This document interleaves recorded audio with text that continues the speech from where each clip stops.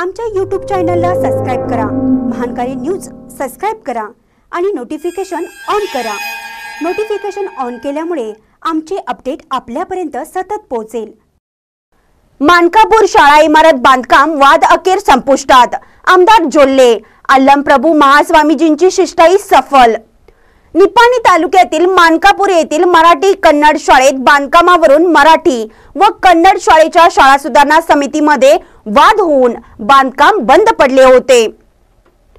सीमा भागातील मानकापूर येथील कन्नड शाळेच्या बांधकामावरून मोठे वादंग निर्माण झाले होते। याची दखल घेऊन आमदार सौ शशिकला जोल्ले यांनी भेट देऊन या वादावर पडदा टाकला आहे। शाळा सुधारणा समिती आणि ग्रामस्थांना एकत्रित करून त्यांची मनं वळवण्यात आमदार शशिकला जोल्ले यांना यश आलं आहे। भाषिक वाद होऊन गावात अशांतता निर्माण होऊ नये म्हणून आमदार शशिकला जोल्ले आणि चिंचणीचे परमपूज्य श्री अल्लमप्रभू महास्वामीजी यांच्या नेतृत्वाखाली ग्रामस्थ आणि शाळा सुधारणा समिती यांच्याशी चर्चा करून मराठी आणि कन्नड भाषिक यांच्यातील भाषा विवाद सोडवला आहे। सध्या सुस्थितीतील मराठी शाळेच्या 4 वर्ग खोल्या आणि उर्दू शाळेच्या 2 वर्ग खोल्या कन्नड शाळेला देण्याची व्यवस्था आणि सध्या मंजूर झालेल्या कन्नड शाळेच्या खोली निर्माणासाठी कोणतीही अडथळा आणू नये असं करारपत्र परमपूज्य श्री अल्लमप्रभू महास्वामीजी यांच्या उपस्थितीत एक करारपत्र तयार करण्यात आलं आणि मराठी आणि कन्नड भाषिक यांच्यातील भाषा विवाद सोडवण्यात आला। यावेळी गट शिक्षणाधिकारी के रमणगौंडा, ज्येष्ठ साहित्यिक SY हंजी, ग्रामपंचायत अध्यक्ष उत्तम बन्ने, नागेश माळी, श्रीकांत लोंढे, दादासो पुजारी, सुमित्रा उगळे, शिक्षण संयोजक बाहुबली लखननावर, अनुराधा चौगुले, कविता लोंढे, धनंजय माळी, मंगेश आरगे, नितेश खोत, बजरंग चव्हाण, युनुस मुल्ला यांच्यासह शाळा सुधारणा समिती आणि ग्रामस्थ उपस्थित होते। महानकारी न्यूज साठी मानकापूरहून शिवाजी भोरे।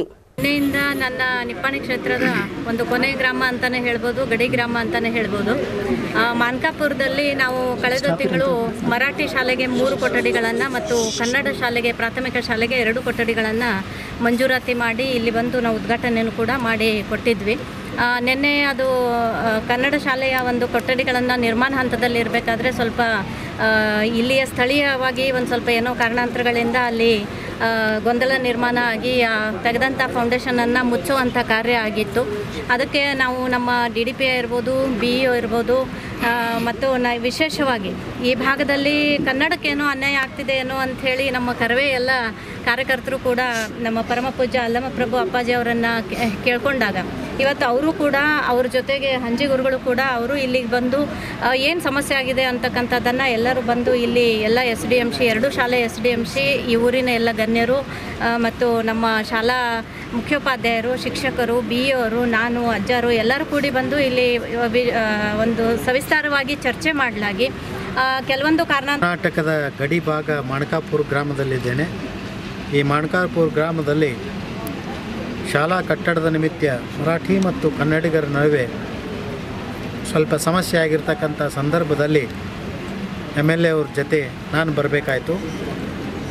ಈ ಒಂದು ಸಮಸ್ಯೆ ಗಡಿಭಾಗದಲ್ಲಿ ಬಹಳಷ್ಟು ಎದುರಾಗ್ತಾ ಇದೆ।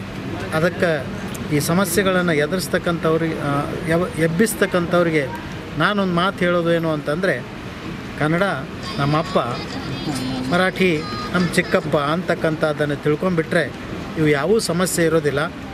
ಅಂಥ ಸಮಸ್ಯೆಯನ್ನು ನೀವು ನಿಮ್ಮ ರಾಜಕಾರಣಕ್ಕಲ್ಲದೇ ಮತ್ತು ಮಕ್ಕಳಕ್ಕೂ ಭಾಳಷ್ಟು ಮಕ್ಕಳ ವಿದ್ಯಾಭ್ಯಾಸದಲ್ಲಿ ನೀವು ಮುಂದುವರಿಸ್ತಕ್ಕಂಥದ್ದನ್ನು ನೋಡಿದರೆ ತುಂಬ ವ್ಯಥೆ ಅನ್ನಿಸ್ತಾ ಇತ್ತು। ಆದ ಕಾರಣ ಬಂದು ಇಲ್ಲಿ MLA ಅವರ ಸಮ್ಮುಖದಲ್ಲಿ ಕನ್ನಡ ಹೋರಾಟಗಾರರ ಒಂದು ನೇತೃತ್ವದಲ್ಲಿ ಎಲ್ಲ ಸಮಸ್ಯೆ ಏನಾಯಿತು ಅಂತಂದರೆ ಬಗೆಹರಿತು। ಆ ದೃಷ್ಟಿಯಿಂದ ಎಲ್ಲರೂ ಕೂಡ್ಕೊಂಡು ಬಗೆ ಅಂದರೆ ಏನೇನಾಯಿತು ಮೇಡಮ್? ಯಾವ ಟೈಪ್ ಬಗೆಹರಿಸಿದ್ರಿ ಅಂತ? ಏನು ಇಲ್ಲಿ ಕನ್ನಡ ಮತ್ತು ಮರಾಠಿ ಸ್ಕೂಲ್ಗಳು ಒಂದೇ ಕಡೆ ಇರೋ ಕಾರಣ, ಇಲ್ಲಿ ಆಟದ ಮೈದಾನ ಸ್ವಲ್ಪ ಕಡಿಮೆ ಇರೋ ಕಾರಣ ಮೈದಾನಕ್ಕೆ ತೊಂದರೆ ಆಗ್ತಾ ಇದೆ ಅಂತಕ್ಕಂಥದ್ದು ಒಬ್ಬರ ಅಭಿಪ್ರಾಯ, ಮತ್ತೊಬ್ಬರದು ಇದೇ ಅಭಿಪ್ರಾಯ। ಆದ ಕಾರಣ ಅಜೀರ್ಣವಾಗಿರ್ತಕ್ಕಂಥ ರೂಮ್ಗಳನ್ನು ಕೆಡವಿ ಅವುಗಳಲ್ಲೇ ಕಟ್ಟಬೇಕು ಅಂತಕ್ಕಂಥವ್ರು ಒಂದು ಅಭಿಪ್ರಾಯ ಇತ್ತು।